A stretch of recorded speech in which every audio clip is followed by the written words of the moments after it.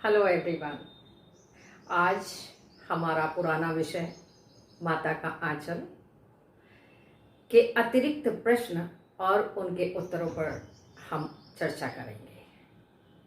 So students, first question is, लेखक किस घटना को याद करता है कि वैसा घोड़मुहा आदमी हमने कभी नहीं देखा?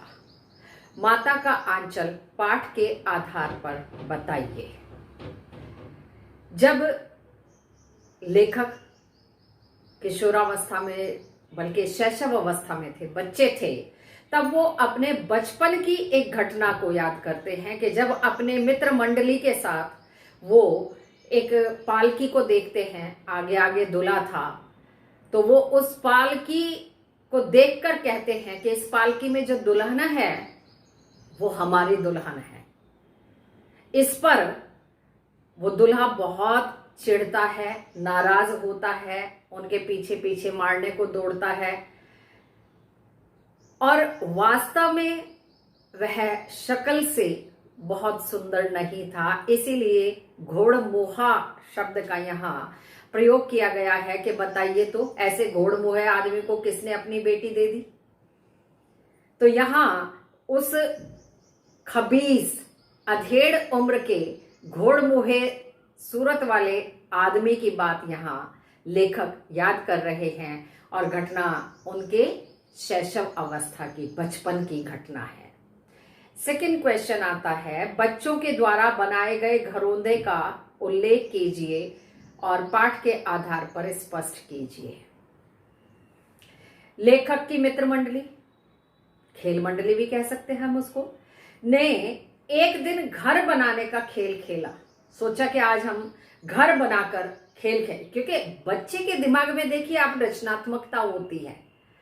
अब बहुत छोटे बालक को देखिए कि वो कभी खाली नहीं बैठता, वो हर समय किसी ना किसी काम में लगा रहता है और हर दिन नया काम सीखता है, हर दिन नया काम। उसमें उसकी एक्टिविटीज को यदि आप ऑब्जर्व करेंगे तो जानेंगे कि हाँ, निश्चय ही हर दिन उसमें बदलाव आ रहा है और उन्नति की तरफ है। ऐसे ही छोटे बच्चे जब उनका मित्र मंडली बन जाती है, खेल खेलने के हो जाते हैं, तो वो कभी शॉपकीपर बनते हैं, कभी के जो भी वो देखते हैं अपने इर्द गिर्द, जिस वातावरण को देखते हैं उसी तरह का, या जो उनके मन में कल्पनाएं होती हैं, विचार होते हैं, उनको वो खेल के रूप में साकार करने का प्रयास करते हैं। तो यहाँ उनकी मित्र मंडली और उन्होंने तय किया कि आज हम घर बनाकर खेलेंगे, बनाना खेलेंगे।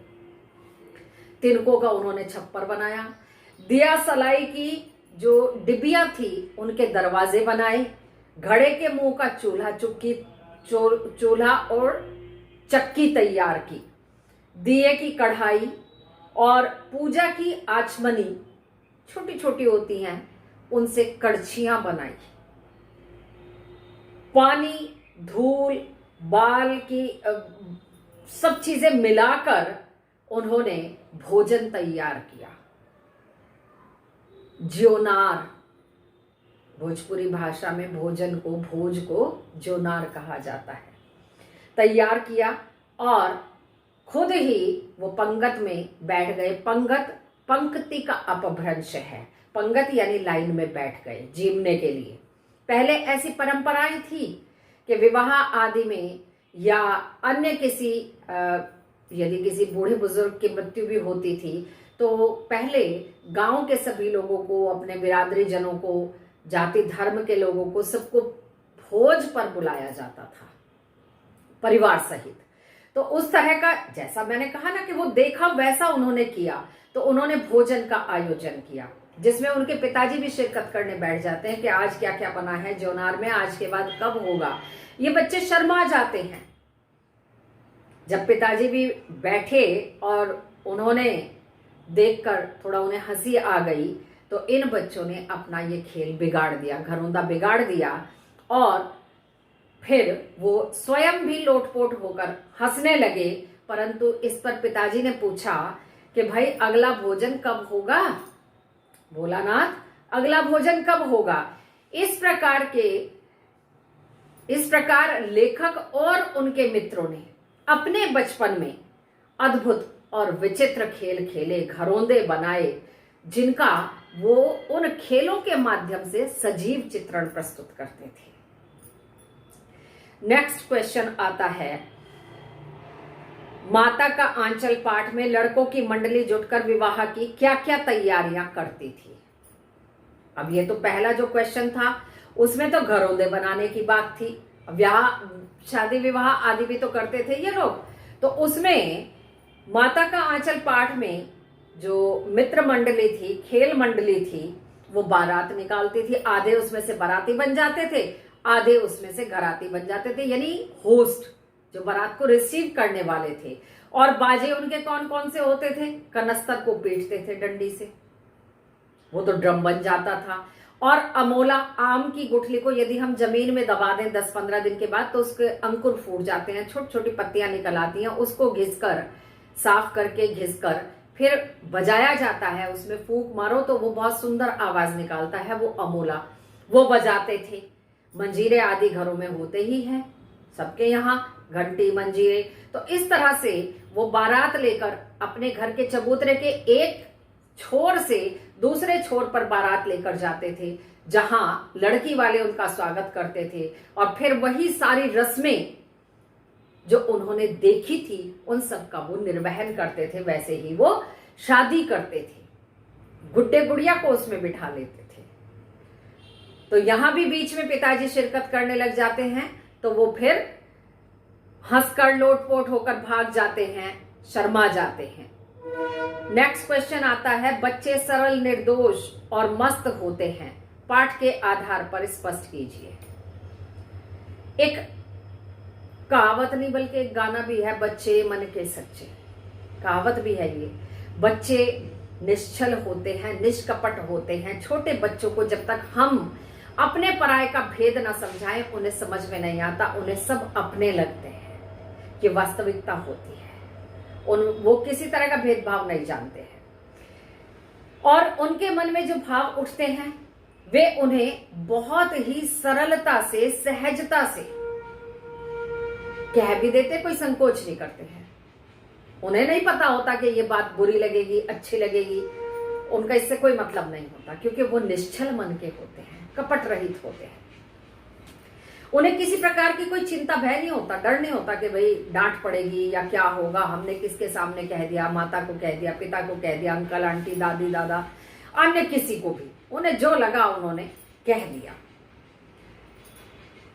इसीलिए उन्होंने जब वो बारात देखी, पालकी देखी, तो उन्हें वो दूल्हा पसंद नहीं आया। और जब दूल्हा पसंद नहीं आया तो साथ में उन्होंने जब दुल्हन कहा तो वो दूल्हा नाराज हुआ और उन्होंने कहा खबीस, बूढ़ा, घुड़मुहा, न जाने क्या क्या विशेषण उसको दे डाले, क्योंकि उनके मन में कोई कपट नहीं था। उन्हें जैसा लगा वैसे अपने विचार उन्होंने अभिव्यक्त कर दिए, वैसा ही उन्होंने कह दिया। उनका उस दुल्हे को परेशान करना, अपमान करना कारण नहीं था, बल्कि उनको जैसा लगा वैसा उन्होंने वहां बोल दिया। नेक्स्ट क्वेश्चन आता है, माता का आंचल पाठ के आधार पर लिखिए कि मां बच्चे को कन्हैया का रूप देने के लिए किन किन चीजों से उसे सजाती थी। इससे उनकी किस भावना का पता चलता है और आपकी राय से बच्चों का क्या कर्तव्य होना चाहिए। भोलानाथ की मां उसे नहलाती, धुलाती, कंघी करती और उसके सिर में बहुत सारा सरसों का तेल उबेट देती, लगा देती, चुपड़ देती, बालों को बिल्कुल तेल से तरबतर कर देती। उसके बाद वो उनकी कंघी करती और एक ऊपर सिर के बीच में सुंदर सा फूल से चोटी बना देती, जिससे वो कन्हैया जैसे लगने लगते थे। कन्हैया मोर का पंख भी लगाते हैं, तो वो कन्हैया जैसे लगने लगते थे। और भोलानाथ की नाभि पर, माथे पर काजल का तिलक लगाती थी। वो किस लिए? ताकि उसको नजर ना लगे। हर माँ को ये भय बना रहता है कि कहीं मेरे बच्चे को किसी की नजर ना लग जाए, परेशान ना हो बच्चा।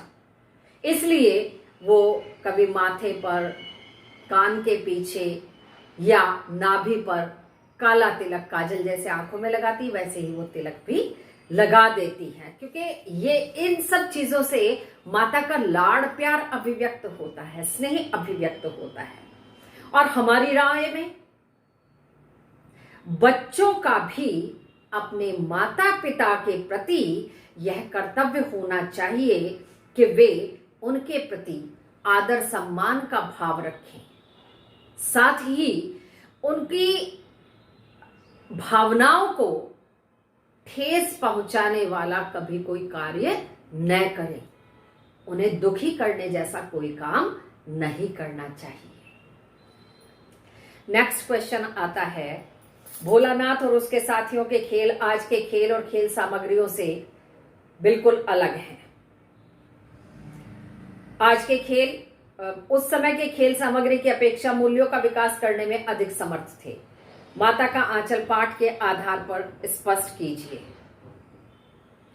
क्वेश्चन नंबर 6, आज के बच्चे इंडोर गेम खेलते हैं, कमरे के अंदर बैठकर खेलते हैं, वो चाहे मोबाइल हो, वीडियो गेम हो, लैपटॉप हो, व्हाटएवर कोई भी हो। परंतु पहले बच्चे जितने भी खेल खेलते थे वो खुले आंगन में खेलते थे, मैदान में खेलते थे, ग्राउंड में खेलते थे। आज तो सबका अपना परिवार, व्यक्तिगत जीवन के कारण पार्क आदि बचे ही नहीं है जिसमें बच्चे जाएं। और आज का दौर तो ऐसा चल रहा है कि बड़े बूढ़े बच्चे कोई भी बाहर ना ही निकले, स्वस्थ रहें, इसके लिए यह आवश्यक हो गया है। तो मजबूरीवश पिछले 1-1.5 वर्ष से हम इंडोर गेम खेल रहे हैं, क्योंकि समय भी व्यतीत करना है, ऑनलाइन पढ़ाई भी होती है, तो दबाव तो बच्चों पर भी बहुत रहता है। परंतु हम अपने प्रसंग पर आ जाते हैं। जिस उपन्यास के अंश को हम पढ़ रहे हैं, 30 के दशक में बच्चे बाहर जाकर खेलते थे। आज चूंकि उनके पास उतने साधन नहीं थे, पर आज के बच्चों के पास लगभग सभी साधन उपलब्ध हैं, तो इसलिए आज के बच्चे व्यायाम जैसी कोई हरकत नहीं करते हैं, कोई खेल कूद नहीं करते हैं। तो इसी कारण से बहुत सारी ऐसी बीमारियां, और इसके अतिरिक्त एक मुख्य बात है कि बच्चों को अकेले रहने की आदत हो गई है। आधुनिकता जो अपना ली है माता पिता ने कि भाई बच्चे का अपना कमरा है, अपने कमरे में है, ये नहीं पता वो कर क्या रहा है। इसके कारण से कई बार बच्चा डिप्रेशन तक का शिकार हो जाता है। तो इन सब चीजों का आज का परिवेश ऐसा है, पर इस सब में से भी हमें अच्छाइयों को खोजकर निकालना है। आधुनिकता अपनाना गलत नहीं है, परंतु अपनी सभ्यता, अपनी संस्कृति को छोड़ना नहीं चाहिए। आप देखिए कि आज हमारे देश में ही नहीं, विदेशों में भी विश्व योग दिवस मनाया जाता है 21 जून को। और बहुत सारे लोग ऐसे हैं जिन्होंने बिल्कुल इसको अपना लिया है। वो देखिए, आप अनुभव कीजिए कि निश्चय ही वो स्वस्थ भी रहते हैं, कोई प्रॉब्लम नहीं आती है। तो इन चीजों का हमें, चूंकि हम घरों के भीतर रहते हैं, किसी तरह का कोई हमारा व्यायाम नहीं हो पाता है, बच्चों का, माताओं का तो बहुत व्यायाम होता है, तो हमें इस पर भी ध्यान देना चाहिए। मैं ये बिल्कुल नहीं कह रही हूं कि आप आउटडोर गेम खेलिए, पर स्वयं का, अपने शरीर का, अपने स्वास्थ्य का ध्यान रखना हम सबका अपना अपना कर्तव्य है।